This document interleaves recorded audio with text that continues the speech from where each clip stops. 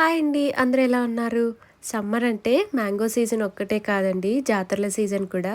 So, ఈరోజైతే మా ఏరియాలో బోయకొండ గంగమ్మ జాతర అయితే సెలబ్రేట్ చేసుకుంటున్నాము. మా సెలబ్రేషన్స్ మీతో కూడా షేర్ చేసేస్తాను. వచ్చేసేయండి. ఫస్ట్ అయితే సల్మిండి ప్రిపేర్ చేసేసుకుందాం.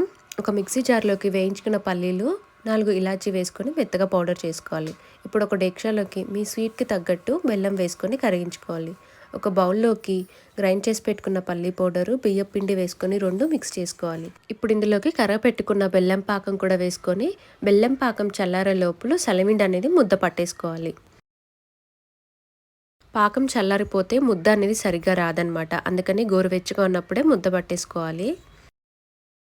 మామూలుగా దేవుడి దగ్గర ఒంటి దీపం పెట్టకూడదు కాబట్టి, అలానే ఒంటి చలివిడి ముద్ద కూడా తీసుకెళ్ళకూడదు కాబట్టి, దాంతోపాటు చిన్న చలిముండి ముద్ద కూడా తీసుకెళ్తారనమాట.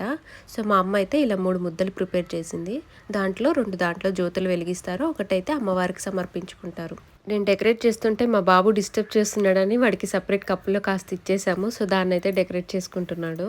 సో, ఇప్పుడు దీన్ని అమ్మవారి దగ్గరికి తీసుకెళ్ళి జ్యోతుల ప్లేట్లు అయితే ట్రాన్స్ఫర్ చేసుకుంటున్నాము. సో, ముందైతే అందరూ నార్మల్ ప్లేట్స్లోనే చలివిండి ముద్దలు పెట్టుకొని వెళ్ళేవాళ్ళు. ఇప్పుడైతే ఇదేదో డెకరేషన్ ప్లేట్ అంట, వెరైటీగా ఈసారి వచ్చింది. మా ఏరియాలో ఈసారి అందరూ ఇదే తీసుకున్నారనమాట. సో, దీన్ని అయితే పూలతో డెకరేట్ చేశాను. ఈ చలివిండి ముద్ద ప్లేట్ అయితే మా అత్తయ్య వాళ్ళ ఇంట్లో అనమాట. తను ఇలా డెకరేట్ చేసుకున్నారు. సో, ఈసారి అయితే నేను ఈ జాతరకి మా అమ్మ వాళ్ళ ఇంట్లోనే ఉన్నాను.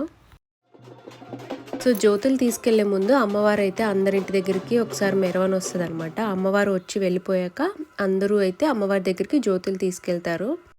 ఎర్లీ మార్నింగ్ 3 అయితే అయిందండి జ్యోతులు తీసుకెళ్లే టైమింగ్. సో, ఒక్కొక్కసారి వెళ్ళరు. ఇలా అందరూ ఒక చోట గ్యాదర్ అయ్యి అందరూ కలిసి అమ్మవారి గుడి దగ్గరికి అయితే నడుచుకుంటూ వెళ్తారు.